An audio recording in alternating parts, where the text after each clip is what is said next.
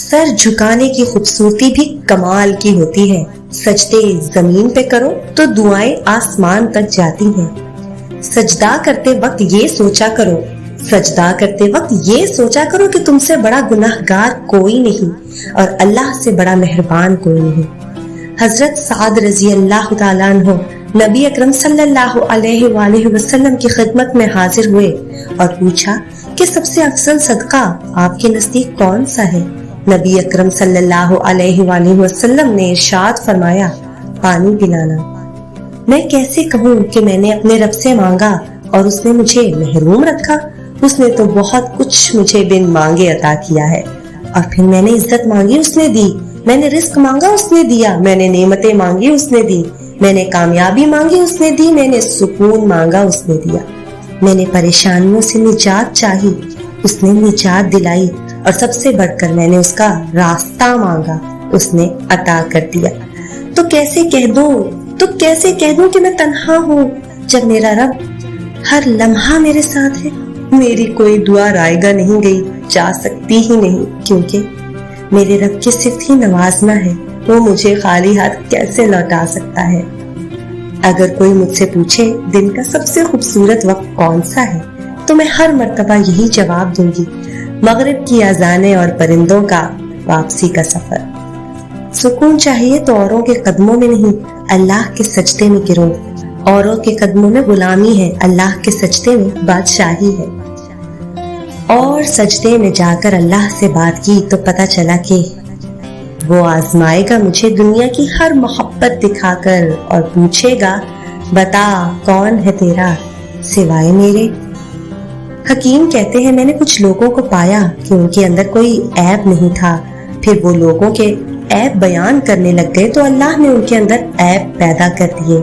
اور میں نے کچھ اور لوگوں کو پایا جن کے اندر عیب تھے لیکن انہوں نے لوگوں کے عیبوں کے بارے میں خاموشی اختیار کی تو اللہ نے ان کے عیبوں کو چھپا دیا.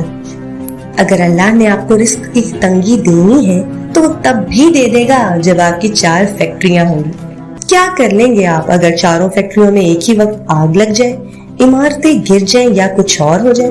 ہم کتنے ہی بند کیوں نہ باندھ لیں.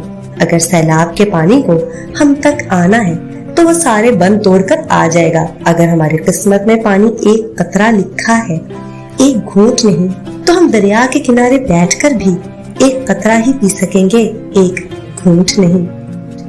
اللہ خود پر کوئی احسان نہیں رکھتا. اگر آپ نے اس کے لیے کوئی چیز چھوڑی ہے تو وہ آپ کو اس سے بہتر شے سے نواز دے گا. انسان کی خواہشات سے اللہ کو دلچسپی نہیں ہے. وہ اس کی تقدیر اپنی مرضی سے بناتا ہے. اسے کیا ملنا ہے اور کیا نہیں ملنا اس کا فیصلہ وہ خود کرتا ہے.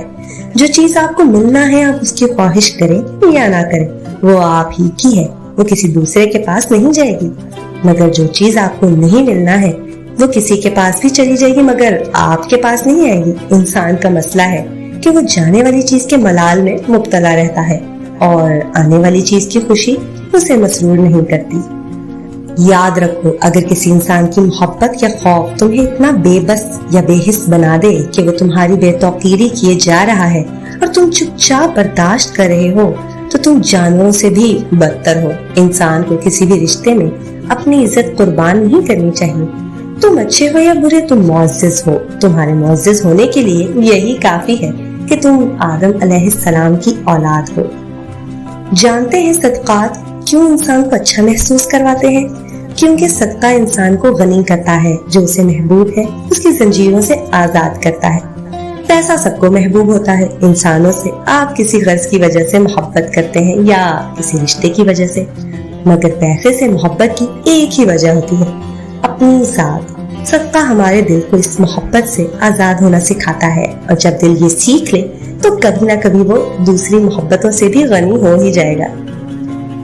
اللہ سے سودے بازی نہیں کی جا سکتی. اس کو کوئی دلچسپی نہیں کہ تم مسلمان رہتے ہو یا نہیں. تمہارے مذہب بدل لینے سے دنیا میں مسلمان ختم نہیں ہو جائیں گے. حضرت محمد صلی اللہ علیہ وآلہ وسلم کے ماننے والوں میں کمی نہیں آئے گی. فرق اگر کسی کو پڑے گا تو وہ تم کو پڑے گا. نقصان اگر کوئی اٹھائے گا تو تم اٹھاؤ گے. شیطان نے 4 سمتوں کا ذکر کیا ہے، آگے پیچھے دائیں اور بائیں، مگر 2 راستے اس نے کھلے چھوڑ دیے. ऊपर और नीचे का रास्ता। ऊपर है दुआ का रास्ता और नीचे है सजदे का रास्ता। वो उन दो रास्तों पर नहीं बैठ सकता। नमाज मोहब्बत समझकर अदा करोगे तो अल्लाह तुम्हें दूसरी नमाज के लिए खुद खड़ा कर देगा। नबी पाक सल्लल्लाहु अलैहि वसल्लम ने फरमाया, जब तुम कुछ भूल जाओ तो मुझ पर दुरूद भेजो, इंशाअल्लाह याद आ जाएगा। नमाज में 2 सजदे क्यों होते हैं? जवाब आया, जब अल्लाह ने फरिश्तों को हुक्म दिया कि आदम अलैहिस्सलाम को सजदा करो तो उन्होंने सजदा किया, लेकिन इब्लीस ने नहीं किया तो उसको मरदूद करार देकर जन्नत से निकाल दिया। इब्लीस की ये हालत देखकर फरिश्तों ने सजदा शुक्र अदा किया और कहा, ऐ अल्लाह तेरा शुक्र है, तूने हमें अपना हुक्म बजा लाने और अपनी इबादत करने की तौफीक अता फरमाई। वो 2 सजदे आज तक नमाज में अदा किए जा रहे हैं। नंबर 1 सजदा हुक्म, नंबर 2 सजदा शुक्र। एक सहाबी ने हुजूर पाक सल्लल्लाहु अलैहि वसल्लम से पूछा, हमें कैसे पता चलेगा कि हमारी नमाज कबूल हो गई? आप सल्लल्लाहु अलैहि वसल्लम ने फरमाया, जब तुम्हारा दिल अगली नमाज पढ़ने का करे तो समझना कि तुम्हारी नमाज कबूल हो गई। जब शैतान मरदूद ने कहा कि ऐ रब, तेरी इज्जत की कसम, मैं तेरे बंदों को हमेशा बहकाता रहूंगा जब तक उनकी रूहें उनके जिस्मों में रहेंगी।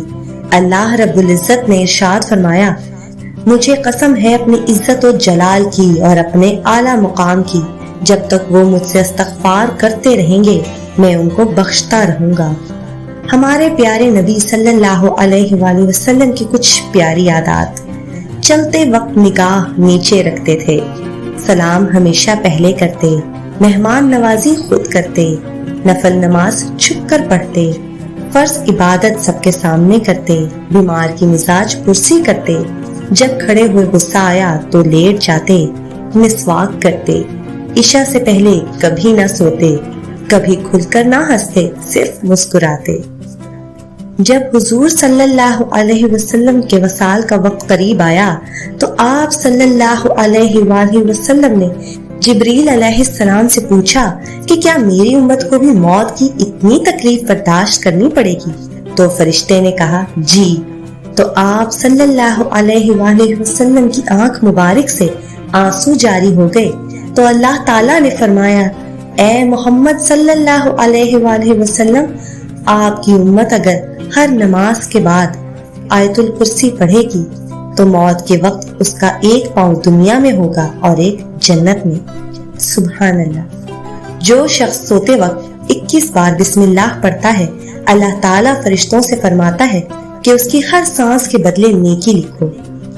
अगर आप साबिर और शाकिर रहते हैं और उम्मीद का दामन हाथ से नहीं जाने देते तो जल्द या बादेर अल्लाह सुब्हानहू व तआला आपका मांगा और चाहा हुआ आपको जरूर अता कर देता है।